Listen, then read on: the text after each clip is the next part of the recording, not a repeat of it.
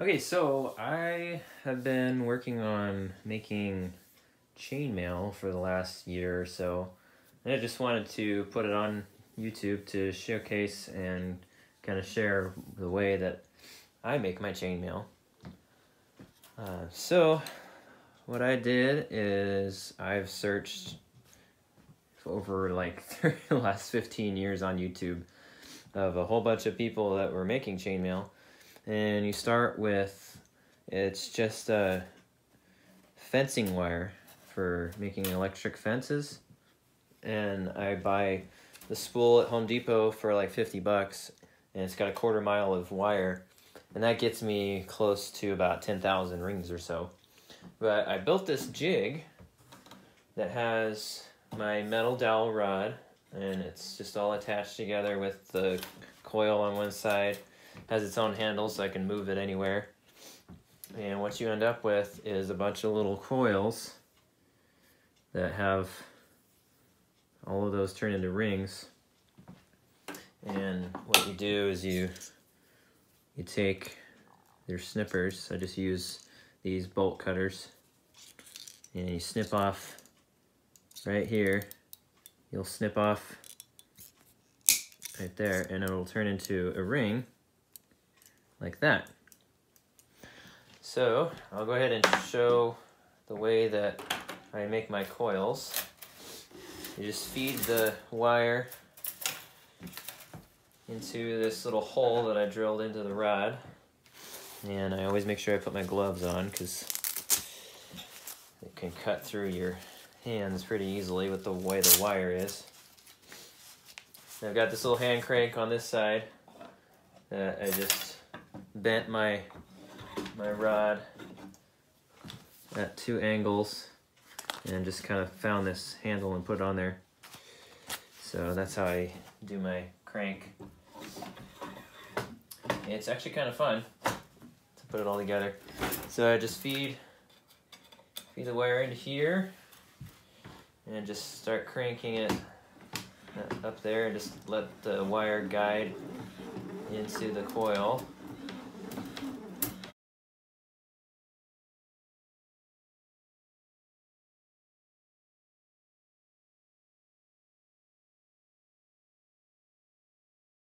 So you get the idea about just however far. I usually go to about here to make these coils this long because it's about 100 rings. Makes the math easy. And just snip off the wire and then snip off the end.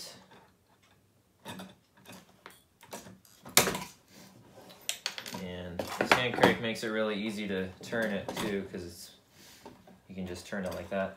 And then you just take off the coil, and then what I do is I clean up the ends first before I do any cutting, so that it's just easy to see what I'm doing. And you just end up with this little coil right here, and that'll turn into rings. So here's the close-up so you can see what the rings will turn into. You just kind of make sure you line up the edge right here along the first ring, give it a snip, and it turns that into that ring. And then I just continue to snap all the way down until I get done with the rings. You do 3 at a time, and then they come off. Once you're done with that, you'll end up with a whole bunch of loose rings that you can put together and make chainmail. So I'll show you the pattern. I use the 4-in-1 pattern. Okay, so what you'll need are 2 pairs of any kind of pliers. I just have these basic ones. You can get needle nose if you want for more control over the really tight spaces, but just 2. I definitely recommend grip handles so you have the comfort, and 2 that are identical so there's no lopsidedness on it, but just 2 pairs of pliers is all you need. And your wire. Okay, so what I'll actually do before I start weaving my chainmail, because this is zinc coated wire, it's best to get rid of that coating before working with it, because this zinc coating is just gonna rub off on your clothes and everything. And it's yeah, I just prefer it not on there. So what I'll do is I'll strip off that coating with some vinegar. So I'll have a bunch of these rings ready to go and put together. I'll put the vinegar in this bowl and just strip off all the zinc coating first.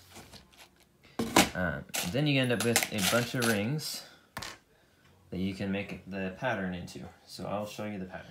Okay, so this is called European 4-in-1, and it's the most common chainmail pattern that's been used for a long time in history. So there's two states of rings. There's open, where it's been opened up to that kind of a state, and closed, where you have it closed up.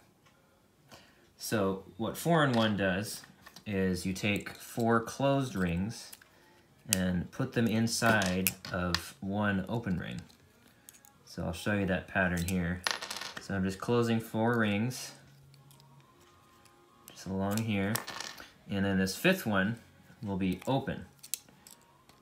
So you just open that and put your 4 rings onto that open ring and close it together.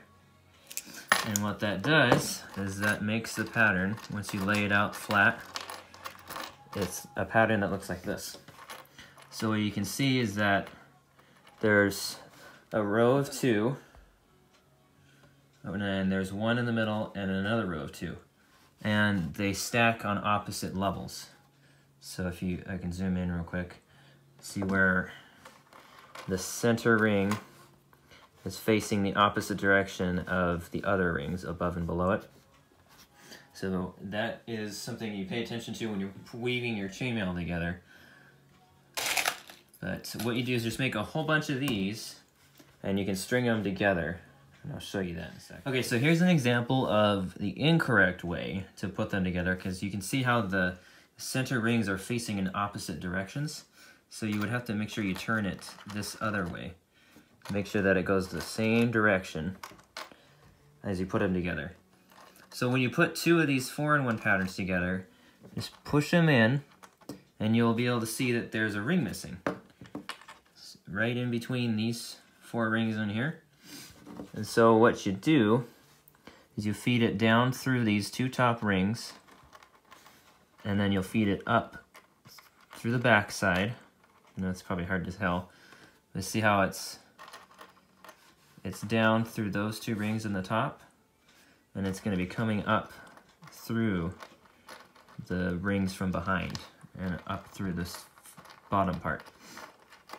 And see how it's through those there? And then once you have them all together, you can just close it up like that.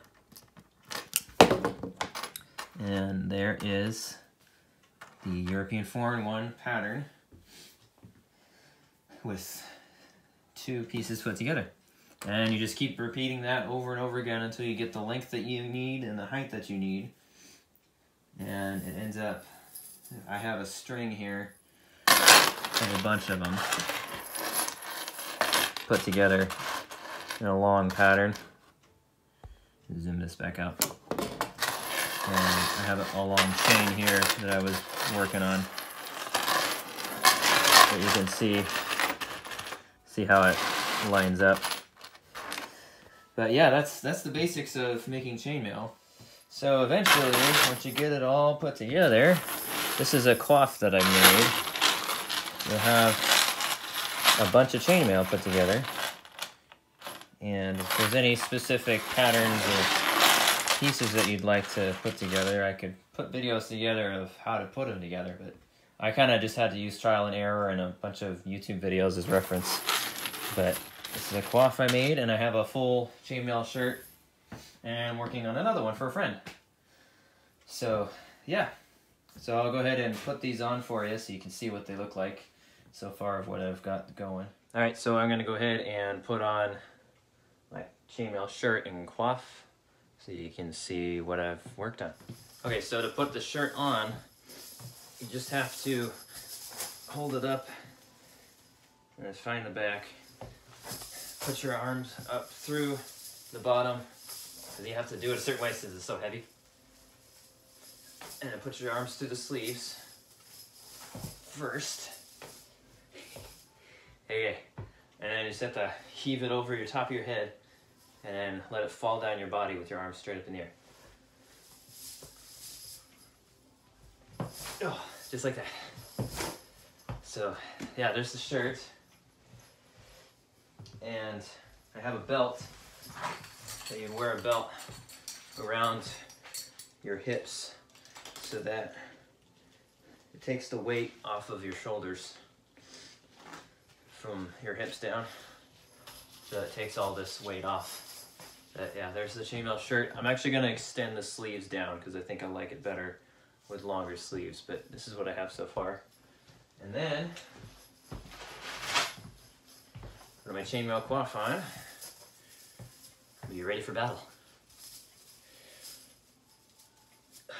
This set of chainmail took me roughly about 2 months to put together, but I was sitting down at my chainmail station for sometimes 8 hours a day. So, but here it is. There is my chainmail. I just love it. It's really cool, and it's actually kind of cool to wear so you have like a weighted exercise. I did some push-ups and stuff in it. It was like, boy, that's a lot of weight. But yeah, so I hope you enjoy this quickie little tutorial, and kind of wanted to showcase off my chainmail set that I built. To get chainmail off is kind of fun because you have to kind of let the weight of the chainmail fall off of your body. So the coif's easy, but to get this chainmail shirt off, take down the belt, and then you grab it by the collar and kind of just jump it into it so it comes off of your neck. I'm going to have to tip this down. So what you do is once you get it up over your head, you have to kind of shake and shimmy and move. And you shake, put your shoulders down and your arms out so that it can just slide off your shoulders. And shimmy and shake, and then it slides off and it comes off your body. It's kind of comical. But that's the way they used to actually do it in the medieval times. They would do that to get it off, or they'd have somebody else to help them out to get it off. But yeah, just thought I'd share that because it's funny. But thanks for watching this video, and hope it's inspired anybody, if you like medieval things and chainmail and anything, to take up the hobby, because it's pretty fun. It's a lot of work and it's a lot of handwork, but it's fun. All right, thanks for watching. Bye. And yeah, it's a lot of work, but it's definitely fun.